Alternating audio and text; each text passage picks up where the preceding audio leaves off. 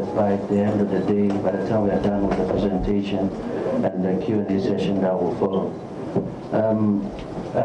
Agyapa Royalties is a pretty straightforward transaction. It just happens to be quite novel on this side of the world, and I think that is what is creating quite a little bit of confusion. So hopefully we can clarify it and set our minds at ease.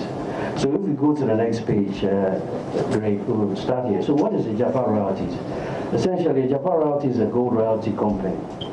Gold royalty companies have existed for a while, and their main purpose is to offer financing to gold mining companies that want to develop new mining projects in exchange for royalty or revenue-related streams once the mine starts producing.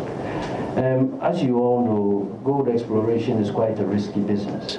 But once you got your concession and you've done your exploration, and you've determined that there is some gold somewhere in the ground, you have to go through a whole series of steps, including having a consultant come and do an assessment, till you get to a point that is known as your bankable feasibility stage, where the resource has been confirmed.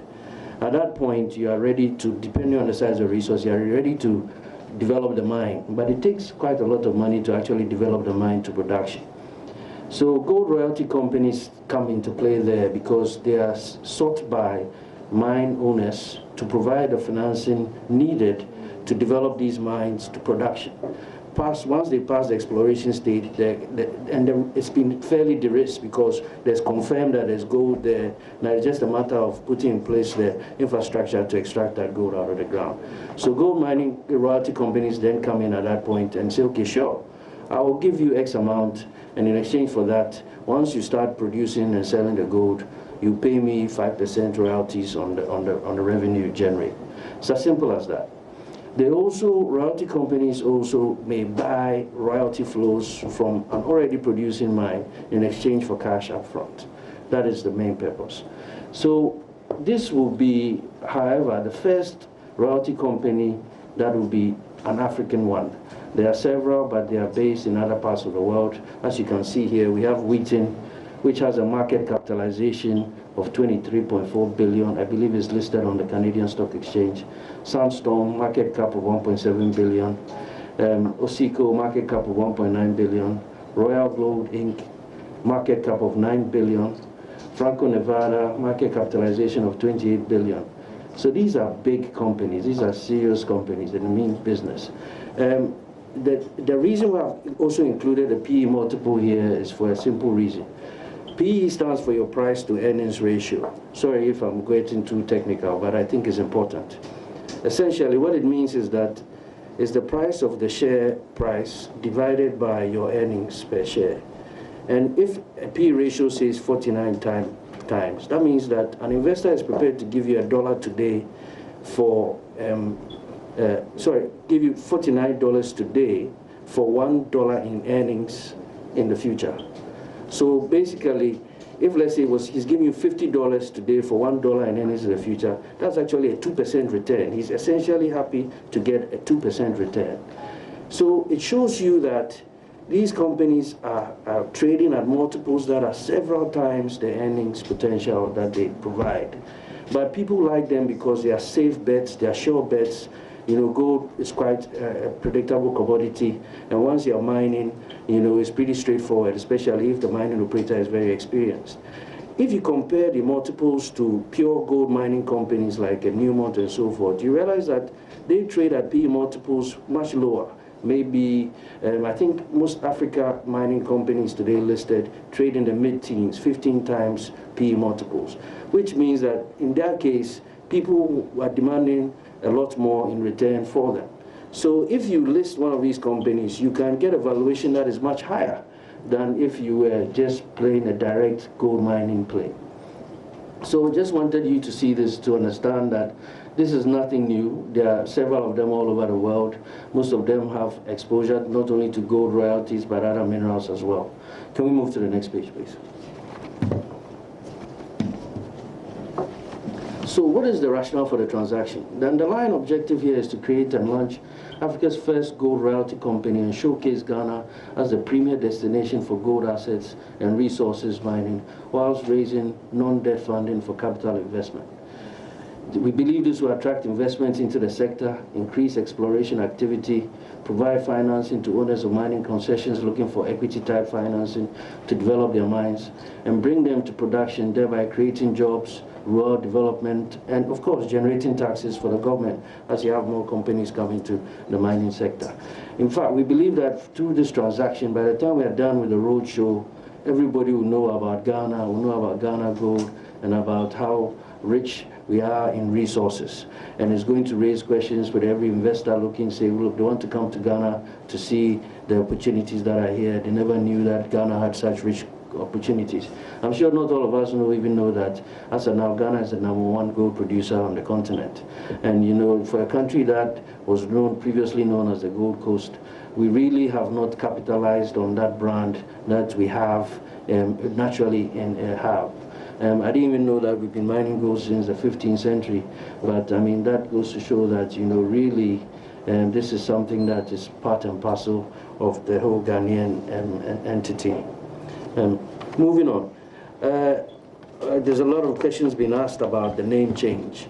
When we initially incorporated, we agreed that we needed to incorporate offshore because we wanted to list on one of the larger stock exchanges, preferably the London Stock Exchange, because then we attract the most investment, the most people will look at the shares and be interested in buying the company as compared to listing on the Ghanaian Stock Exchange, which will limit your investor pool. And also the depth of the London Stock Exchange is much deeper than the Ghanaian Stock Exchange. So we agreed I would do a dual listing. And then the next question was, we needed to domicile the entity in a jurisdiction that will provide the ability for the royalties not to be taxed again, because royalties in itself is a tax. So then if we tax it again, we will then be taxing it twice. So we engaged the services of a PR company to identify names for us, a short list of names that we should call this entity. And they came up with 3 names, of which Asase was one of them.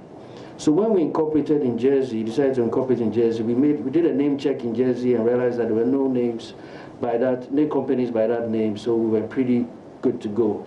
And the reason we liked Asase was that, you know, gold comes from the earth, it, you know, depicted, you know, where the gold was coming from.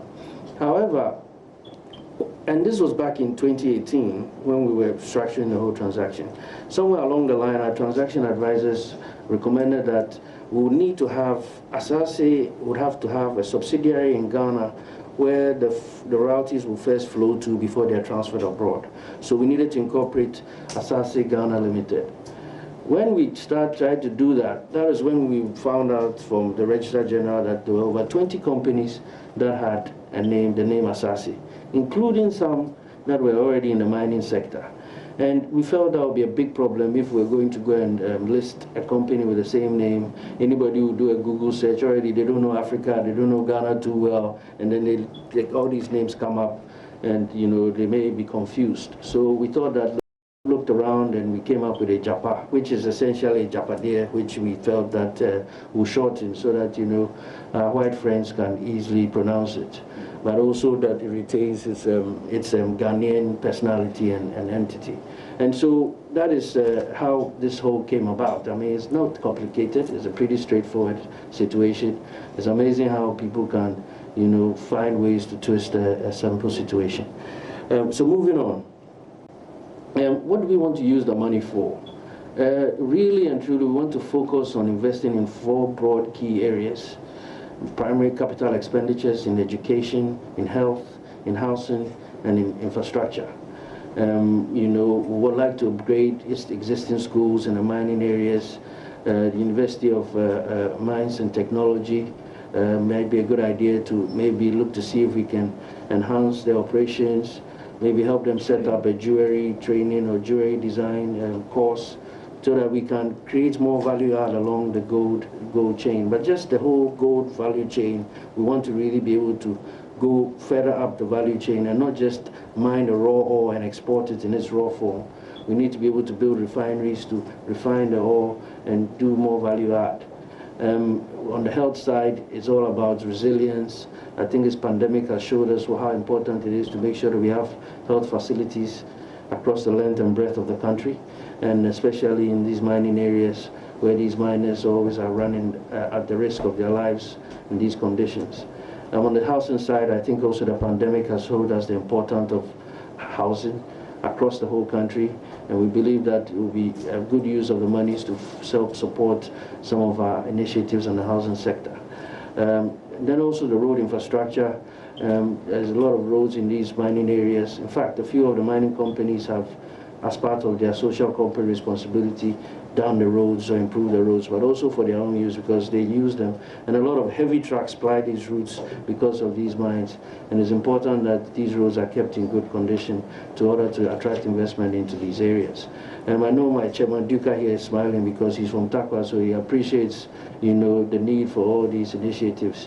We also would like to support the new development bank we're setting up, which is going to be used primarily for development, and also GIF, which is the Ghana Infrastructure Fund.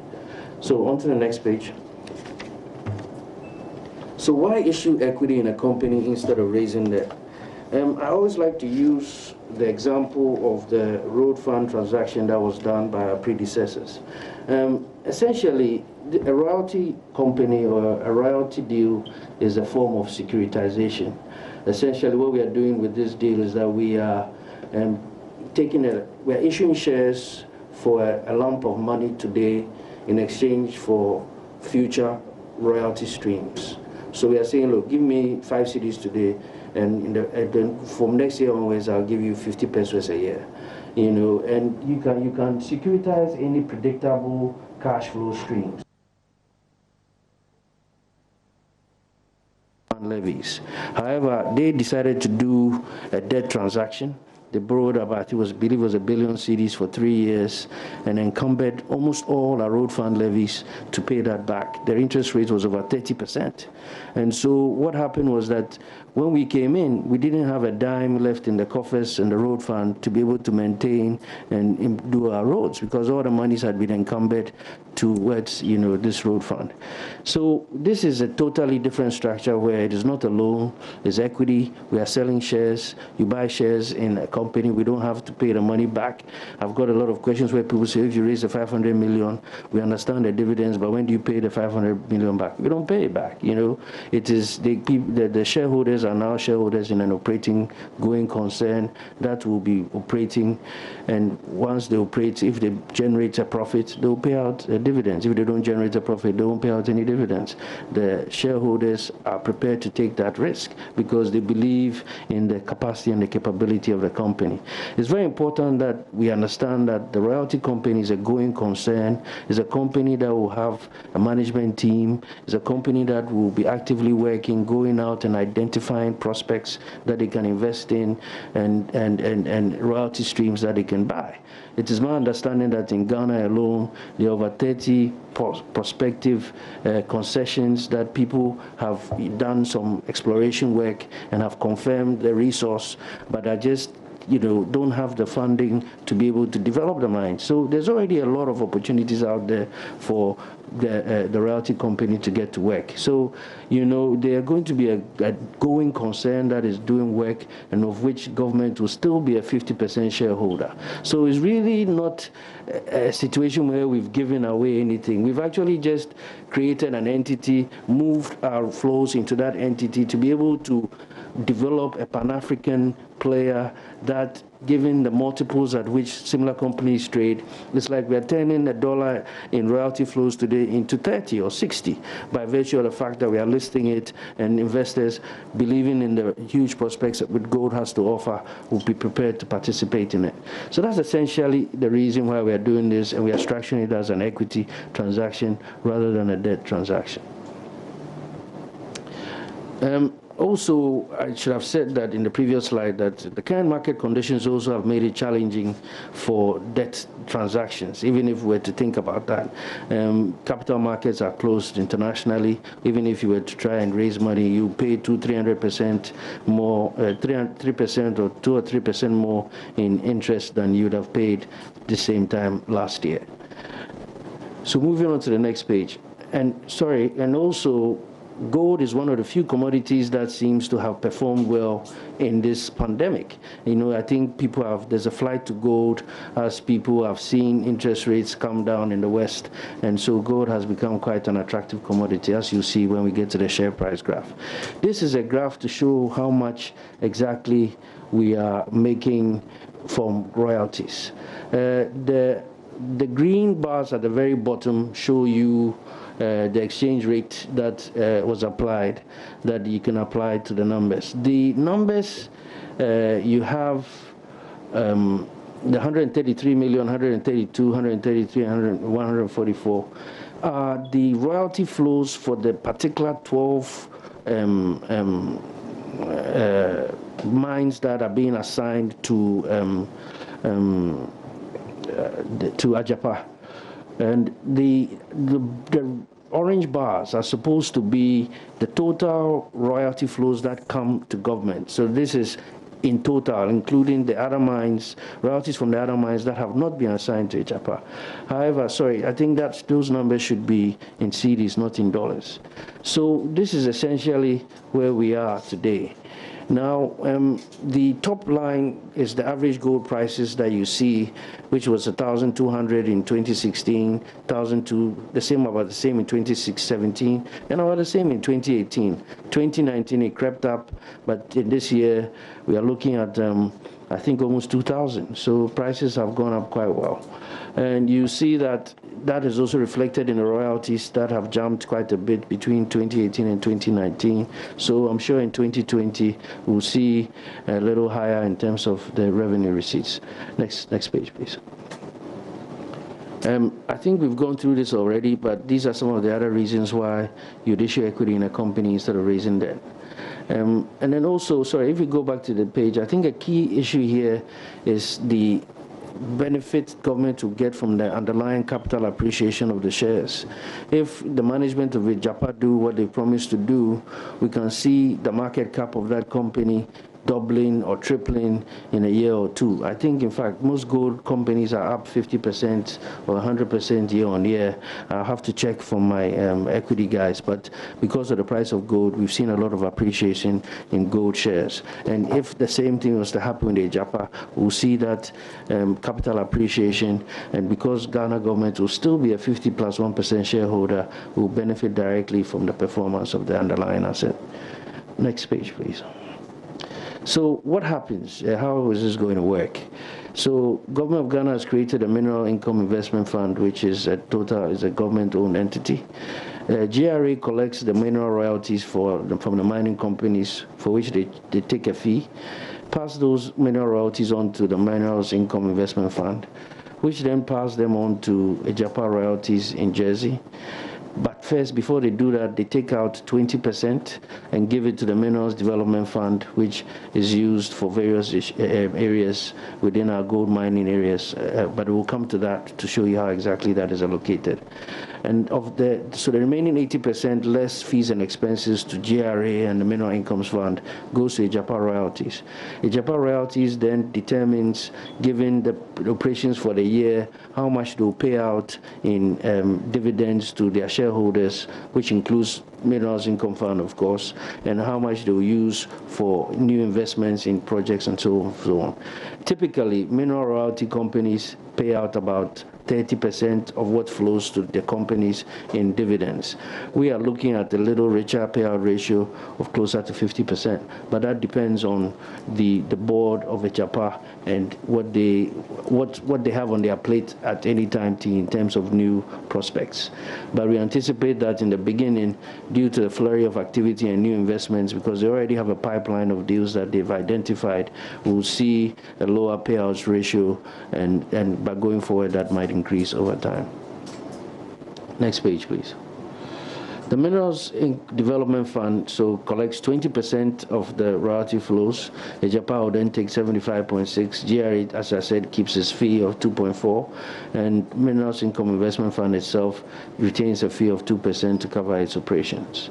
So this is what will happen now. Previously, 80% would have gone to the consolidated fund and disappeared into the budget year on year. So, as I said, the statement that all traditional authorities lose right to royalties is untrue. We should have put that in red so that you could see it, but I mean, I hope it's clear. Next page, please. What does the Minerals Development Plan do with the 20% it receives? 50% of that goes to the Office of the Administrator of Stool Lands, 20% to the Mining Committee Development Scheme, 4% supplement the Ministry of Lands and Natural Resources, 13% supplements the Minerals Commission, 8% out of this 20% supplements the Geological Survey Department, and 5% goes to research, training, and projects aimed at promotion of sustainable development through mining. Why the listing in Ghana and London? Listing will provide transparency and introduce a high level of corporate governance, which is a mandatory requirement for companies that are listed on the London Stock Exchange and most exchanges for that matter. The London is one of the major stock markets for listing mining companies. Is in order to realize maximum value for the shares that are being sold, London is the ideal way to ensure there's a listing in London. It's the ideal way. Canada is also another destination, but that's quite far. I think we're all used to London, and it's just as good, as effective as Canada is. And also, the London Stock Exchange is deep. I think the market cap of the London Stock Exchange is over here. I think is about $3.23 trillion. And, you know, the aim, which is also in London, is another 115 billion. The number of companies that are listed on the UK Stock Exchange but that are incorporated and domiciled in Jersey, which is in the Channel Islands, is over 1,200 companies from over 60 countries. So, I mean, Jersey is a known destination for incorporating companies that want to be listed on London. In fact, we work very closely with the Jersey and the office of in the Prime Minister's office in London with regards to getting the clearance to make sure that we could use Jersey as the place for incorporation. And the UK government is really very supportive of Jersey incorporated entities because they benefit, because most of these companies end up being listed on the London Stock Exchange. And so there's that mutual cooperative relationship between the two destinations. A lot of people have asked, you know, why Jersey? Jersey is a tax haven, and you know, tax havens seem to have earned a reputation for dodgy activities. That's very unfortunate. I think, you know, like all things in life, you can use things for a good purpose, or you can decide to use it for bad. It all depends on your thinking and what, you know, how you think. And anybody who thinks that, you know, you're using it for something naughty, he himself knows why he thinks that. We used it because it was the most tax efficient avenue to use. If we had decided to transfer the royalties to Agyapa that was domiciled in Ghana, would have ended up in a situation where it would be paying tax twice, because the royalty flows itself is in a tax. It would have come to Agyapa as a company incorporated in Ghana as a revenue stream. It would then come out as an income, profit after tax. So that profit will be taxed before then you get your net income, which will then come out. And that would be at 25% tax. Same thing if we had incorporated in the UK itself. We would have moved, let's say, $100 in royalties from here to the UK entity, Agyapa. It would have gone in there as revenue. It would have then paid out the operations expenses, and then maybe 90 would have come as profit before tax. The UK authorities, the Queen would have taxed it and collected her 25% coolie, put it in her back pocket, and then we would have had, you know, 25% less in income that would then be distributed to shareholders. So by routing this through Jersey, the 100 comes in and then goes out the same 100 less whatever operating expenses there are no taxes, which means that the shareholders are getting the full benefit of that 100 that they're of royalties, which also means that the valuation that they'll put on the company will be 25% higher than if this was domiciled in a tax jurisdiction. Meaning that with the valuation that Ghana will get for this entity will be 25% higher, essentially. Next slide, please. We just thought we should show Ghana companies on the Ghana Stock Exchange that are in gold. I was surprised to notice that I think there were only two. There was another one called New Gold something, but I didn't seem to have any information. And so really, you know, and the Anglo Gold, I think the main listing is on the Johannesburg Stock Exchange, and this is out of a merger between Ashanti Gold Company and Anglo Gold. So these are the two companies that are actively trading on the Ghana Stock Exchange. Market cap of the stock exchange is 52.7 billion Ghana cedis, which includes quite a bit from secondary listings, including Tallow and Anglo Gold. That is just about $10 billion. That's the size of the Ghana Stock Exchange. Next page, please. What is the legislation? So when we started, or we decided to put together this transaction, we realized that we would need to put in place supporting legislation. This was back at the beginning of 2018. So what we did was that we went through a procurement process to procure the services of a transaction advisor. We had about 10 or 11 bids, proposals submitted. We went through a rigorous evaluation process and shortlisted it to one entity with a local partner. They then were tasked with looking at the whole, advising us on the best structure to use for the transaction. And through that sort of due diligence and analysis process came out the fact that we would need to pass an act to establish an entity that will be put in place to manage the royalty and the equity interest that Ghana has in its mining companies. And so we then started putting together the act. We engaged the services of lawyers to help us draft the act, submitted it to Parliament, and somewhere in 2018 was then referred to the Finance Committee. Finance Committee went off-site to Aqua Safari for a weekend, went through the whole act clause by clause, and this of course involved MPs both on both sides of the aisle. And by the time we were done, we had come up with what we believed was a solid act to cover this transaction. It was then passed by Parliament and assented to, I think, in the third or fourth quarter of 2018. Once that was done, we then went on the road and had some preliminary discussions with potential investors and asset managers to see what their concerns will be. And a lot of them were concerned about government's ability to intervene and also to interfere in the operations of what was supposed to be an independent company that will be listed. So we then had to come up with various agreements, including a relationship agreement, an investment agreement, an assignment agreement, which will support the creation of this entity. So that is what we've been doing over the last 2 years. In fact, we wanted to try and get this transaction done last year. We mentioned it in the 2018 budget that we'll be monetizing royalty streams.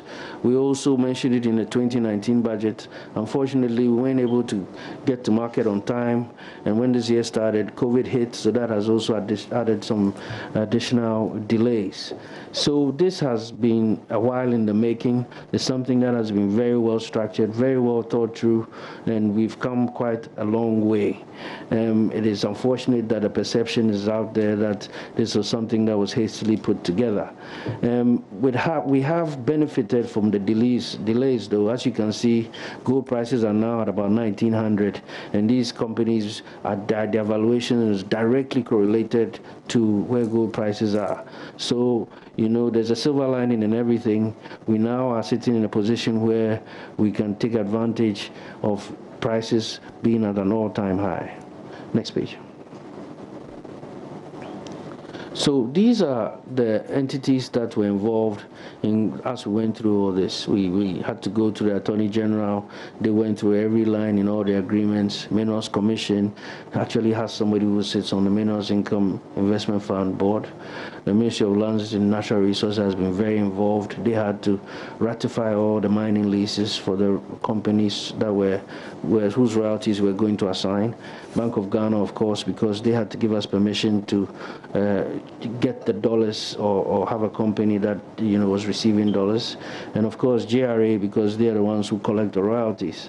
And so we've had a lot of engagements. We've also met with the mining companies to explain to them how the act will work and how their payment is going to change in terms of who they're paying to. And of course, the Minerals Development Fund. Next page, please. I think we've spoken about the benefits already. We'll receive dividends, with capital appreciation, and the ability that Agyapa will be to be able to now rapidly invest in new mines and bring them on stream a lot faster. And we aim to really create a Pan-African Fortune 500 company with Ghanaian roots. Next steps. Prospectus approved by the regulators in London and Accra. The virtual global roadshow will commence after that. Company will be listed in London and Ghana. The company is currently 100% owned by government. It's only after the listing that we will have other shareholders come in. Based on the valuation we get during the IPO, which will be by a book building process, we may end up only having to sell 30% of the company to generate the 500 million that we are hoping to raise, or we may have to sell 35%, depends on the valuation. But whatever the case may be, government insists on retaining majority shareholding of 51% shares in the company. Thank you. There was supposed to be a graph of gold prices. What happened to it? Anyway.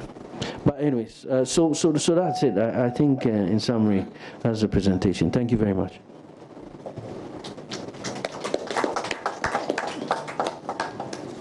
Honorable Boahen, thank you for the presentation. Colleagues, just a couple of things I'd like to reiterate before we take the questions. Can we get the other microphone for the questions? While we do that, just a few things. So I'm sure you've noticed in recent days suggestions that this whole transaction is opaque and it is rushed. That suggestion, with the greatest of respect, is incorrect. As the Honorable Minister and his deputy have just demonstrated, as far back as 2018, even the way we want to structure this was sent to Parliament, debated clause by clause, and passed as an act of Parliament. And then when the specific transaction started, all the agreements, I think about 5 different agreements supporting it, the assignment agreement and all of those ones, laid in Parliament. I have my copies as a member of Parliament. Every member of Parliament on the Finance Committee and every member of Parliament who was in the chamber has copies of the reports of the committee that met on all of these agreements. So there's been full transparency.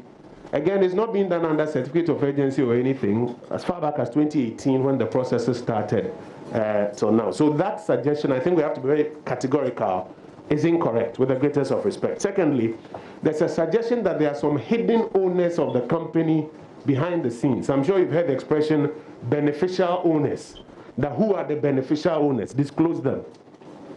As has been explained, the government of Ghana, by this Act of Parliament, Act 978, set up the Mineral Income Investment Fund, 100% owned by GOG.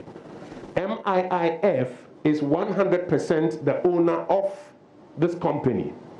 It is when they get to the stage of doing a prospectus, listing on the market, and selling some shares that some prospective investors, nobody knows who they could be, just like how all companies are listed, may come in. And that's a full transparent process out there. So it's important that these points, and as you carry the news, you make these points for everybody to understand quite clearly. We'll take your questions now, and the Honorable Minister and his deputy and some of my colleagues here will help to provide responses. When we're done with this first part of the brief, and then the Minister and his colleagues leave us, the Ghana Health Service will quickly update us on where we are on COVID. Gako, are you wearing your mask?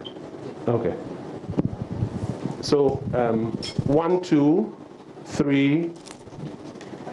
Let's take the first 3. Yes, Joseph, let's go. So, first of all, if Agyapa will be this profitable, and in the end, it will benefit the state this much, why the need to want to sell 49% of the stake in it? Why don't you wait for the investments to mature and then eventually the nation will benefit from whatever those resources are? That's my first question. The second one, as finance minister who is encouraging people to pay their taxes, and I'm sure under such a scenario, you would additionally encourage people, or for that matter, discourage people from saving their resources in tax havens.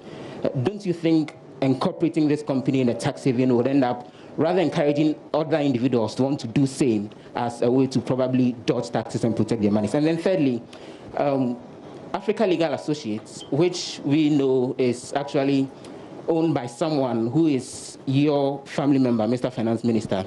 Just as you mentioned, Kofi Osafo-Marfo, Honorable Oponkroma, you said that Kofi Osafo-Marfo is a consultant to the project, who we know has the senior minister as the father. Mr. Finance Minister, don't you think that such a situation of people who are directly related to yourself and the senior minister involved in the deal will end up creating conflict of interest situations? Thank you. So just to be clear, you're saying that if it is this profitable, why don't we wait for the investment to mature? Right, Joseph? Okay, so Minister, you may want to deal with that, assuming there are some investments we're even talking about which should mature. And then what do you make of questions that there could be potential conflict of interest and its impact on encouraging people to save resources in tax havens? Yes, sir. Yes. I want to know how the percentage of royalties that is targeted at fighting climate change or environmental degradation, as because we are talking of mining here, so that I would like to know how much, what has gone into that percentage, that component of environmental, saving our environment, our water bodies and all that. Are you asking, sorry sir, are you asking I'm asking to know the percentage. Just trying to get some clarity. Yeah. Are you asking whether, in terms of the usage of royalties today, in the old structure, there's a percentage that is allocated for fighting climate change? Is that the question you're asking? Not exactly. I want to know whether with Agyapa, we actually have made a deliberate effort to look at the environment, because we are going to the extractive industry, and definitely it has repercussion on the environment. Okay, so in the new structure? Yeah, in the new structure. Is there anything to deal with? Exactly, and what has gone into that input? Now, my other one, we are looking at Agyapa try to take about 75%, if I got it right, from the beginning slides. If Agyapa is making about 75% out of the royalties, isn't that too much? Because if you look at the concessionaires, we say that at the end of the day, they'll be able to access, resources to explore. Please take that question again. Agyapa, we are saying, I think if I got it right from the beginning slides, that it's going to benefit about 75% or so. There's a figure of 75% or so. And if that is the case... Of the royalties. From the royalties. Yes. I'm thinking that that probably could skew, the benefits so much to one direction. So that if you bring the concessionaires in the picture... Which concessionaires are we talking about? Yes, because at the end of the day, we are looking at concessionaires going to benefit. Have you said anything? Is it not going to benefit concessionaires? People who have concessions and... you mean the operators of the gold mines? Exactly. Yes, but the operators of the gold mines operate their mine, and then they pay a royalty. Okay. It is the royalties that are being restructured. So it has nothing to do with the operators of the mine. They would still pay their royalties anyway. Okay, so, and then there was a third one here. So the question from him, the first one is, in the new structure and the usage of funds, do we have any contemplation for climate change related activities? Yes, sir. Hi, my name is Sana Fredru from GH1 TV. So in the spirit of transparency, in the spirit of transparency, you already mentioned the processes that you went through before implementing this. But some of the corporate social organizations, especially in the extractive sector, they mentioned that they were not quite consulted in the process. We see that when in the licensing round, for example, they're a very vital part of the process. So I was wondering if this is something that you're willing to consider. Oil and gas licensing round, yeah. So I'm wondering if this is something that you considered, and for future activities, would this be something that you'd be willing to put on the table if you didn't consider it the last time? Thank you. So, Minister, let me just add to that question. Beyond the advertisement of the bill publicly, the engagement of Parliament and by extension the entire country. Is there any further consultation that you missed, especially coming from the background that some CSOs are saying that they should have been consulted, correct, and were not consulted? If you want to add that to that question, so you may want to provide us with answer. Let me try and maybe reduce the choleric level. Sometimes I feel people sound really agitated with the questioning. I think really you look at how this government has managed the economy and the skill set that the president has put at the Ministry of Finance. So you can see how we were able, when we came and there was no resources, we were able to get about $2.2 billion into the economy, which really helped stabilize what we were doing. We've gone on to do some of the largest bonds on the continent. Our ratings have gradually become much better. And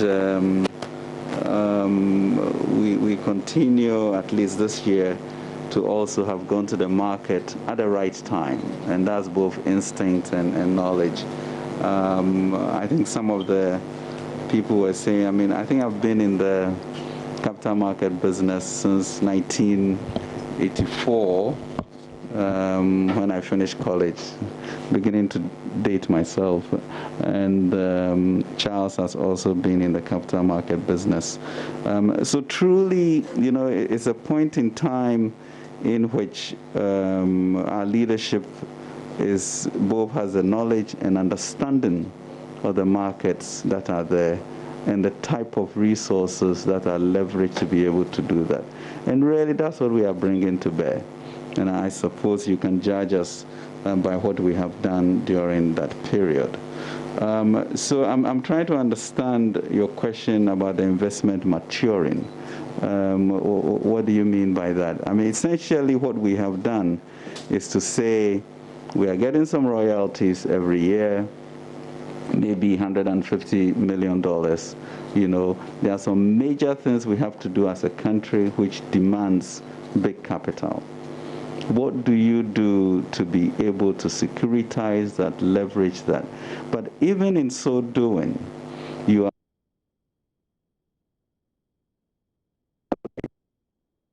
or the dividends would also come to us. So suddenly you've opened a way in which you can do that.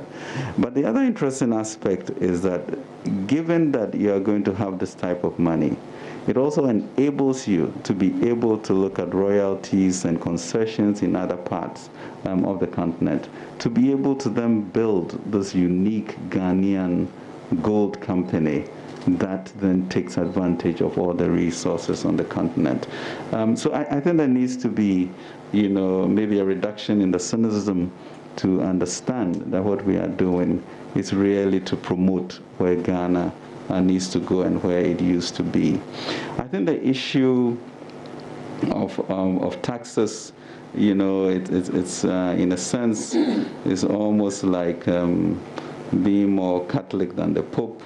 The world consists of all sorts of structures to be able to generate resources. Okay. Now, if I therefore need to go to the London Stock Exchange, I don't want my company being taxed twice. And it's not, an issue of I'm doing something wrong. And therefore, you use that platform to be able to do that so that we get our money back to us. Are there ways in which people legitimately use tax laws to be able to reduce taxes? Yes, they do. Now, you have to make sure that it's within above the spirit and that you are not getting it wrong. So I think that's what we should do. So yes, we are very confident that this is the way to go. We have done enough of these type of transactions. We have seen how foreign companies benefit from our resources, and we just sit staring at them. And I think it is time to reimagine the future, you know, to put our stamp on understanding that these things are ours and we are going to get the best out of them. And there are two markets. There's the physical market and the virtual market, or the stock market. And we never seem to go there to do that. So I don't see anything really wrong with what we are doing. I don't know, Charles, do you want to follow through on some questions I've missed here? Is there any part of the new structure that deals with climate change? Yeah.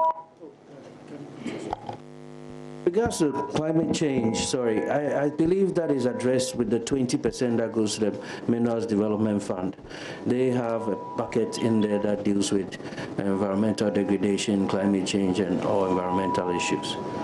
Yeah, and then there was also a question about conflicts. With regards to ALA, my response to that, and I've been asked that already, is that firstly, ALA happens to be the local partner for the English law firm that we are using on this transaction, White & Case. So they work hand in hand with them. So they came in with White & Case as their local partners. We're also using Bella, which is also another law firm. And the gentleman in question that was referred to happens to be a partner in ALA, but there are several other partners, and it's a partnership. These law firms are set up as partnerships. And in fact, the partner we're working with on this is another partner altogether, and not the gentleman in question. So really, we did not see any conflicts there at all. And to be honest, when you're working on such a transaction and you want to be listed on the London Stock Exchange, they're very particular and extremely diligent in their due diligence, even to the extent of looking at all your advisors, transaction advisors, to ensure that they're comfortable with them and are are clear that there are no conflicts whatsoever there as well.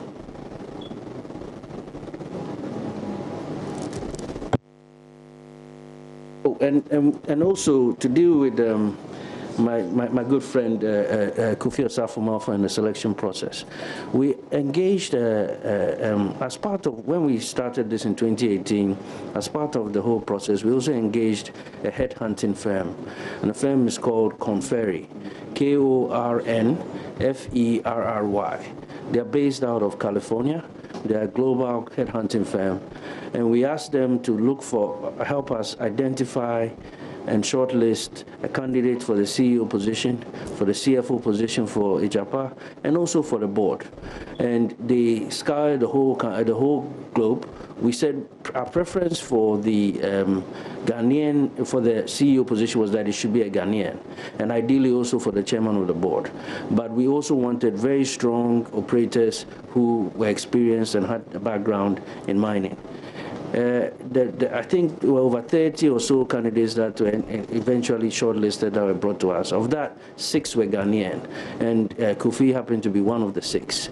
He also happened to be working by then with SNET. So we then said, okay, he was a good prospect, but until such time as we got to the listing stage, we would engage him as a consultant, especially then be able to exactly see if he would bring the right value to the table and was capable enough to do the job. His background was a right fit. He happened to have been in the asset management business, being a equity research analyst, covering gold and mining and energy stocks. So in London, and worked for some of the biggest asset management firms or investment management firms that we know of. And that position, not only did he have the technical knowledge of mining, but he also had the financial knowledge. And most importantly, because he interacted with investors on a daily basis, he had a good appreciation for what investors will be looking for in purchasing an asset such as this. And going forward, in managing the company, he would have a nose for the right type of investments to make and the conditions around which to make them, which it is a very key part of this whole story, because once you're going to market, the investors are going to look at your management team and need to be convinced that this is a team that knows what they are doing, will be able to identify the right assets and the mining companies to back forward, because that's where the value is going to accrue and the capital is going to appreciate. So that was the reason. It was just that. It just happened to be a coincidence that he happens to be somebody we know and happens to be a relative of somebody who is already in the government. I happen to also know him because we went to the same school. He was a year ahead of me in school. So, I mean, I don't think that was also a coincidence. It could have been anybody else. So, it was just about finding the right person for the job. But there were other people, Ghanaians, but most of them were actually just miners. They had worked in a mine and had, in mining engineers, had a lot of mining experience, but had very little finance experience, very little equity experience, very little private equity and investment experience. So that didn't work too well.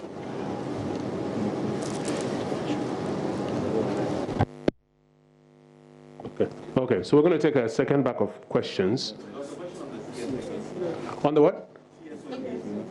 Yes. Did we miss anything in the consultation process? And looking forward, is there some further consultation that needs to take place? Yeah.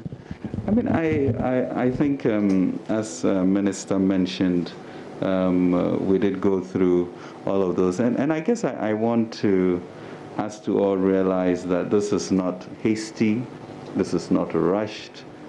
Because we've been working at this since 2018, in which it has been very public with regards to parliamentary candor.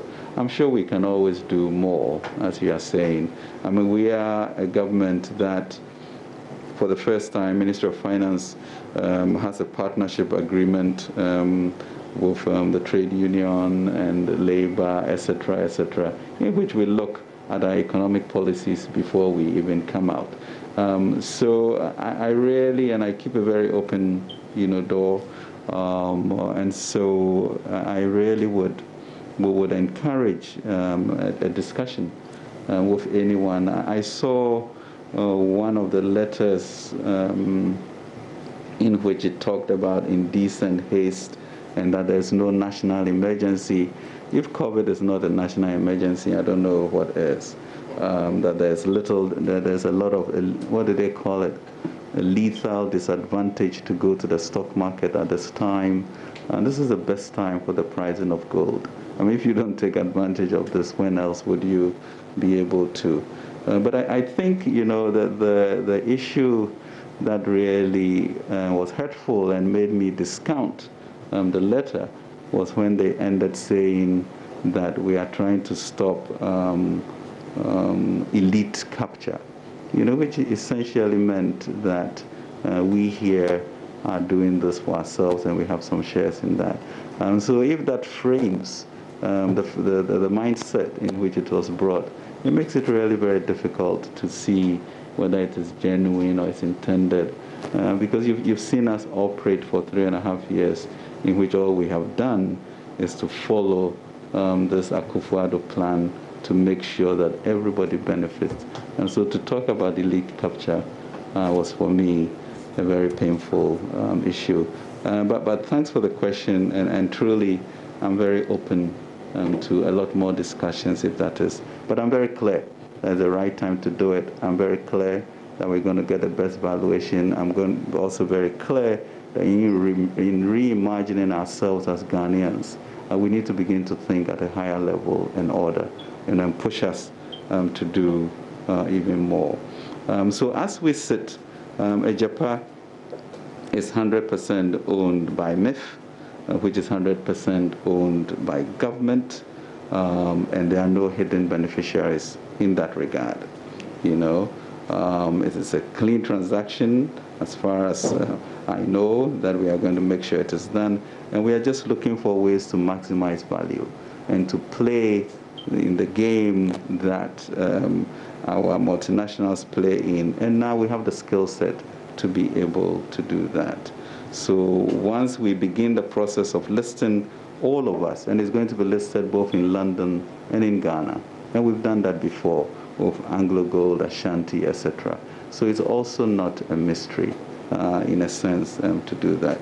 The transaction, as far as I know, has been as transparent as you can see it. It's gone to Parliament on many levels, gone through Cabinet on any levels, and there's truly nothing to hide except creating something new. That may be uncomfortable, but it is something new that is going to stand us in great order. I remember being on Wall Street and companies like Barrick starting, and within an issue of a decade, becoming the third largest companies in the world. It is in the same way that we envision here, and that this Agyapa is going to be the largest company in Africa in the mineral resource place if we manage it right with the type of people that we are making sure are going to be custodians for this. Mr. Grateful, we'll take the final batch of questions. Before we do, colleagues, I want to draw your attention to the law that was passed in 2018, Section 35 of the law.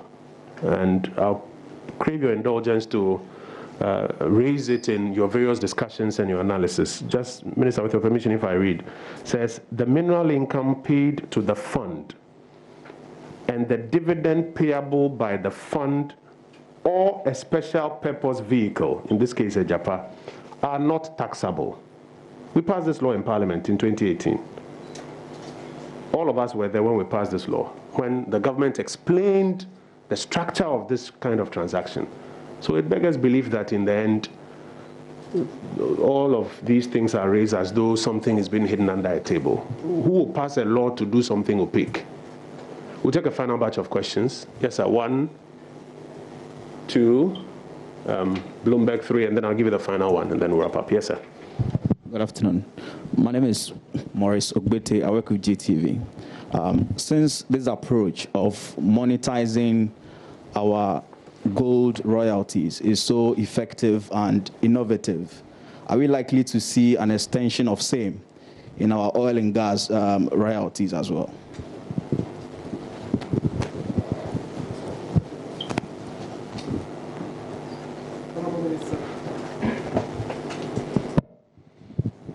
All right, so my name is Kweku Tim and I report for GH1 TV.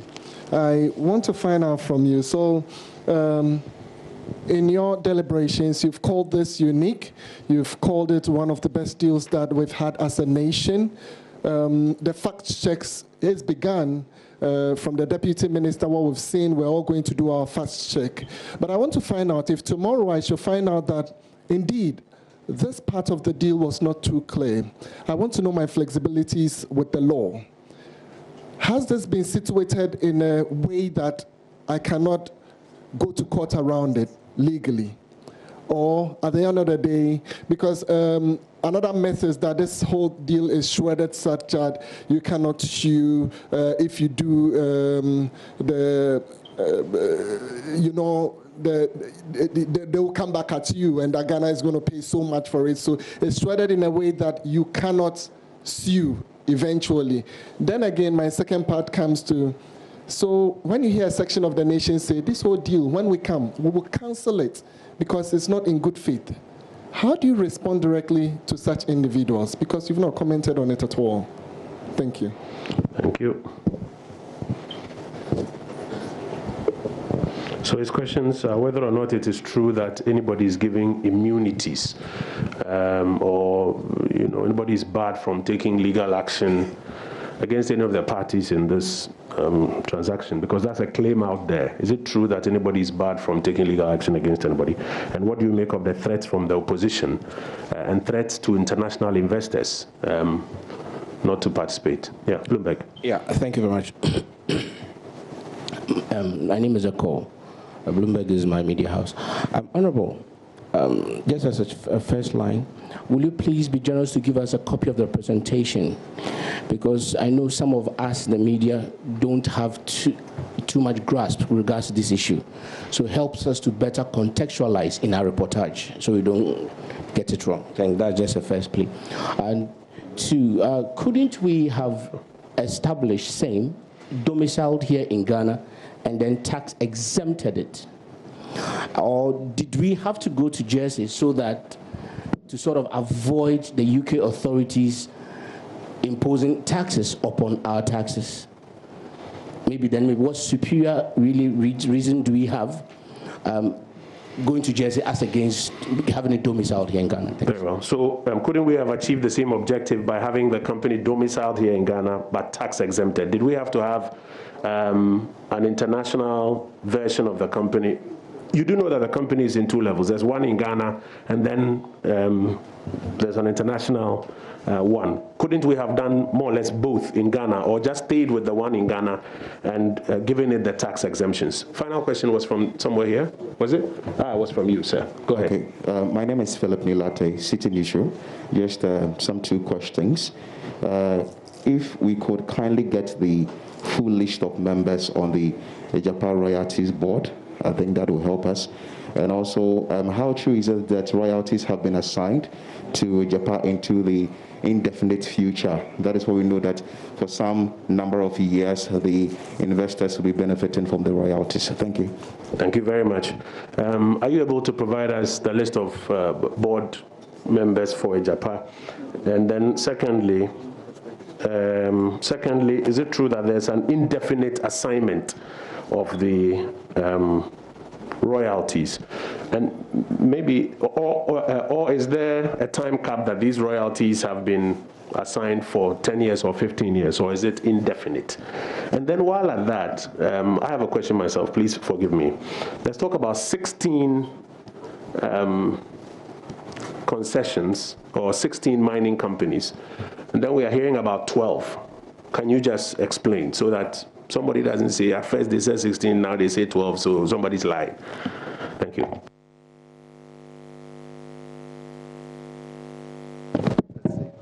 I'll try on some of these. And Charles, I think the first question was from Morris on the effectiveness and innovativeness of that, and whether you extend it to, I guess, other resources, but specifically oil and gas.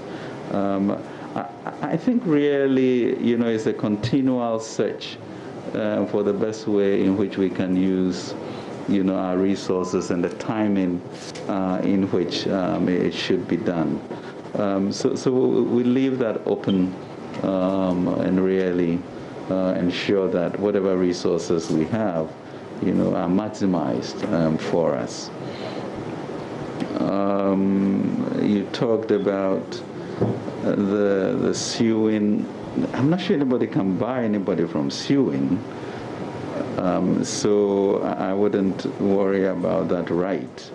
The issue, I think it was maybe 93, when the country listed Ashanti Goldfields, and it was just an intensely, divisive period.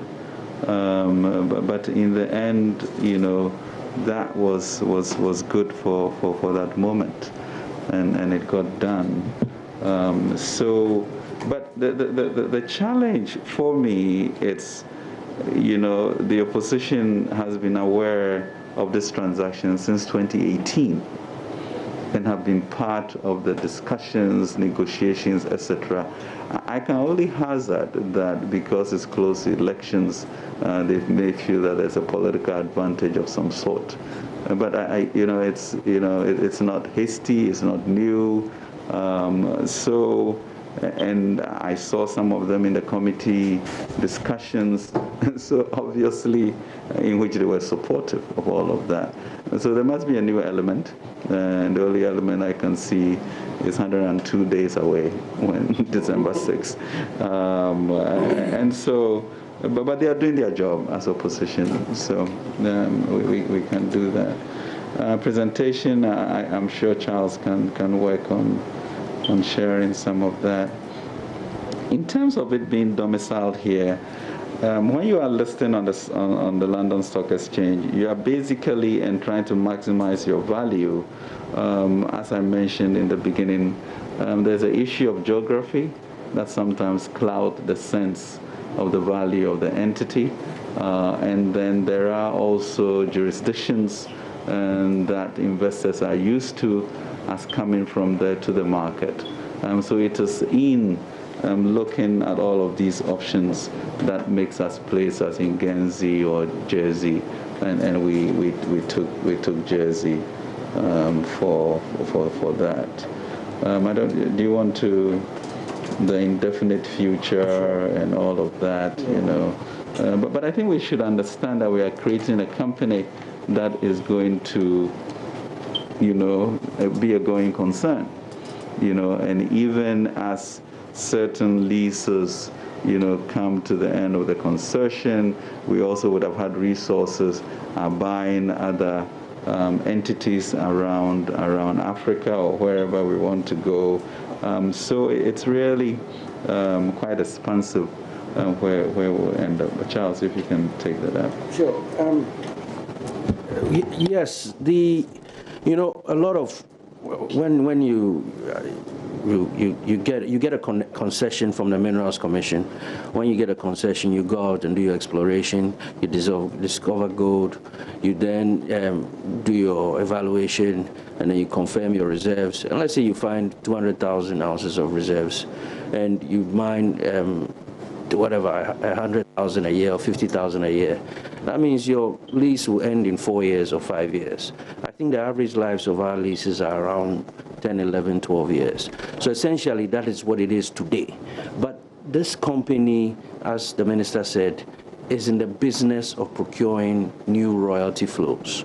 So the understanding is that it's a company that will be living to perpetuity, but as some leases are expiring, some new ones are coming in, and so on, and it's ongoing. You know, so really, you just look at it as a portfolio of royalties that keeps changing over time as some fall off and some come on.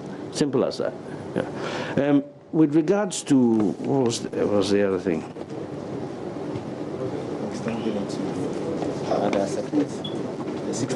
Oh, that one, Minister answered it. Sorry, and then there was a thing about the companies.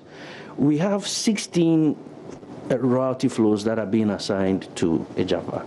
Of those 16, 12 are producing, and there are 4 that are in development stage. So these are the typical ones that, as I said, they need money to complete the development and start producing.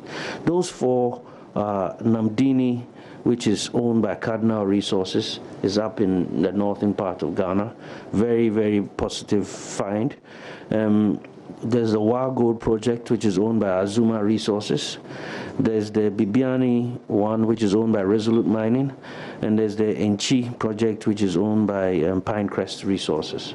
So those are the 4 which would start producing soon, but are now at the development stage. I think I think Charles showed it on the screen, is that even the 16 do not give us majority of royalties that the country earns. It's really important to realize that it's not all of the royalties that the country earns that are going into this new structure. It's important to know that. And so one should not be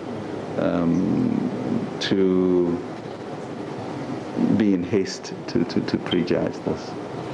Thank you. So you said the board members will be in the prospectus. Yes, the board, and that's another thing. We have to be quite sensitive because the listing rules are quite stringent. So we're actually in a quiet period. So there's a lot that we can't really talk about. And until the prospectus has been submitted to the regulators, both here in London, and approved, we can't really discuss the board members, so to speak. There are some statutory positions on the board, though, which are filled by the Mining Income Investment Fund members. I think the CEO and 1 board member have an automatic seat on the Agyapa board. So whoever is the CEO of the Mining Income Investment Fund is a board member, and 1 other board member is nominated. And so those are government's representation on the board.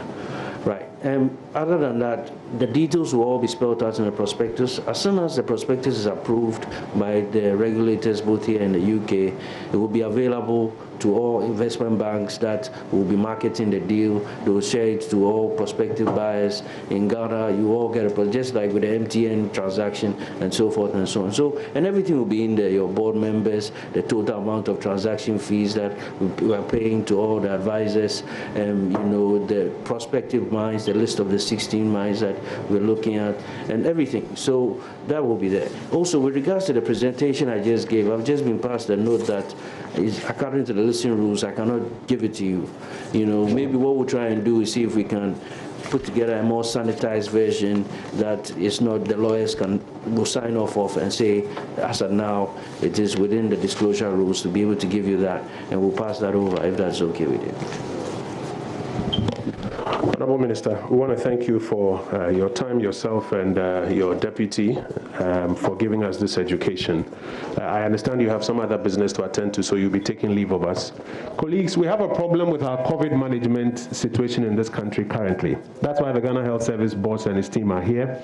Indulge them some 5-10 minutes. They will explain the nature of the problem and what we have to do to solve it. But Honourable Minister and his colleagues will be taking leave of us to attend to some other matters. So if you can just reposition your microphones for the Ghana Health Service team, they will explain the nature of the problem and how to deal with it.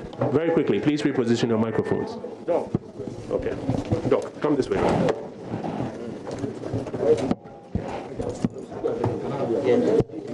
He will quickly do a projection of what the challenge is. He will quickly do a projection up on the screen of what the challenge is and what needs to be done.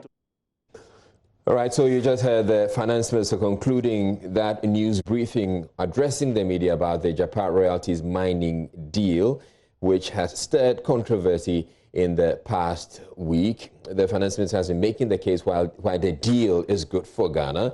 He denies claims of elite capture, and he says Agyapa Royalties is going to be 100% owned by MIF. He says it's a clean transaction.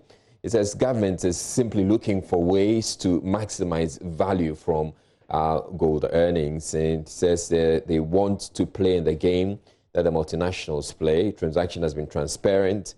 Says creating something to stand Ghana in good order. And he also indicated that all the royalties that Ghana earns will be involved in the structure.